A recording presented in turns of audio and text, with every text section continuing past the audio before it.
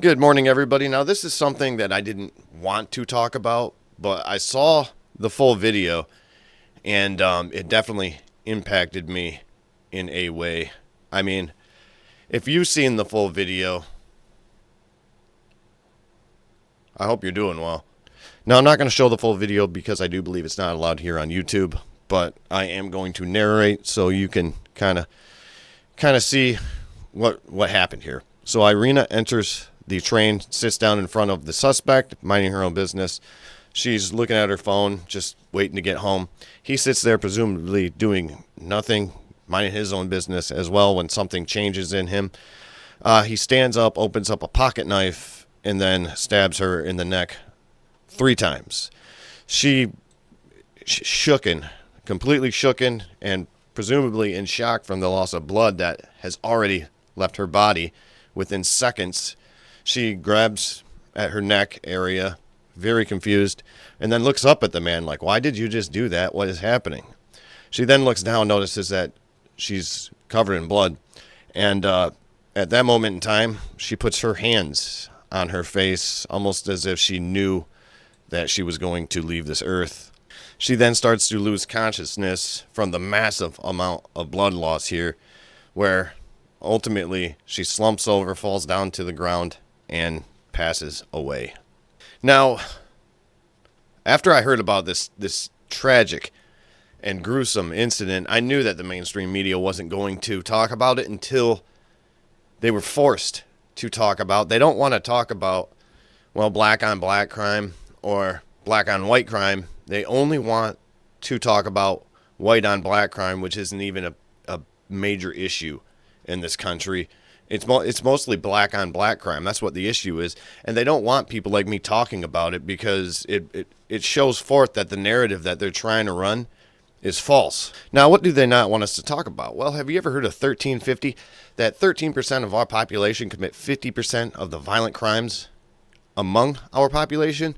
Yeah, they don't want us to say that because it brings truth. It's actually worse than that because we know places like Los Angeles, Chicago, Atlanta, New York don't properly release all of their crime data to the FBI, so you can't even track everything. At the same time, they're also not releasing migrant crime data. These sanctuary cities don't release migrant crime data. They just release the crime data without immigration status, so you can't properly track that either. But it's actually worse than you think because about 7% of the black population is black men. Those are the ones that are committing 50% of the crimes. And to be completely honest, it's probably more like 60% of the crimes because these places don't release their data. I mean, the mainstream media did not want to talk about this whatsoever because it blows up their narrative. And you know what I also haven't seen yet from the Democrats? About banning assault pocket knives. We haven't seen that. Now, let's go to CNN to see what they had to say. People like Charlie Kirk, Van, they've been looking for opportunities to make this some sort of like reciprocal George Floyd situation. And that's the part that I think he's almost giving away the game. And it's sad to see a lot of people going along with it. We don't know why that man did what he did. And for Charlie Kirk to say, we know he did it because she's white, when there's no evidence of that, it's just pure race mongering, hate mongering. It's wrong. Yeah, CNN, MSNBC, and ABC have no idea why this unprovoked murder actually happened. No clue. No clue. They're shocked. They're puzzled. Well, check this out. Now, the audio translation is not confirmed at this point. We should say that, but we can hear it. Got that white girl. Got that white girl. And from that, it seems pretty clear. You realize with that and a couple other reasons why this story has gotten almost no media coverage, except as a local story in Charlotte. Got that white girl, he says. Almost if he was proud of himself. And if you look at the video, there's black people everywhere on there, and he didn't stab one of them. He actually called out, got that white girl, around the other black people as if he was proud of what he had just done and that they should give him a pat on the back. Yeah, doesn't this remind you of something from not too long ago? Still hasn't gone to trial yet? Yeah, reminds me of the Austin Metcalf, Carmelo Anthony story that we covered here. And immediately after that, leftists around the country started donating money to Carmelo Anthony like he was the victim in this murder here. Like he was the one that got stabbed to death here. And you know what? They did it again. The psychopaths on the left that say blacks can't commit any crimes, blacks can't be racist, they immediately set up a GoFundMe for this guy. GoFundMe took it down already, but the fucking audacity of these people. Now, I want you to imagine for 1 second here what would happen if the roles were reversed in this situation. There would be riots in the streets. They'd be burning down buildings. Every news network would be talking about this as if white people are the bane of the existence of black people, as if every single problem in the black community is white people's faults. We're all racist. We're all Nazis. This is all Donald Trump's fault. This is what they would be saying. Now, Donald Trump did hear about this, and this is what he had to say about it. For far too long, Americans have been forced to put up with Democrat-run cities that set loose savage, bloodthirsty criminals to prey on innocent people. Really very, very innocent people. In every place, they control radical left judges, politicians, and activists, and they've adopted a policy of catch and release for thugs and killers. In Charlotte, North Carolina, we saw the results of these policies when a 23-year-old woman who came here from Ukraine met her bloody end on a public train. And here's a picture of it.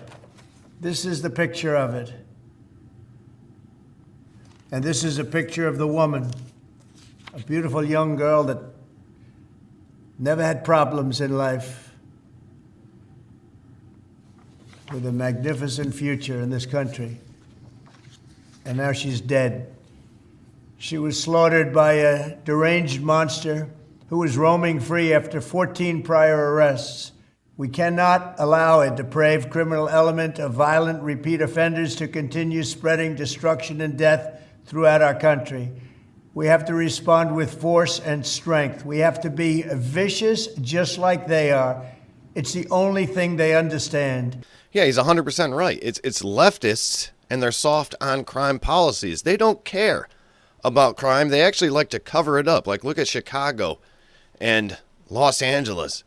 Oh, no problems here. No problems here whatsoever, when they're some of the most dangerous and deadly places to go in the United States. Now you have leftist propaganda websites such as Axios here saying stabbing video fuels Mega's crime message. Why does it say Mega's crime message? As if Republicans are the only ones that are affected by crime.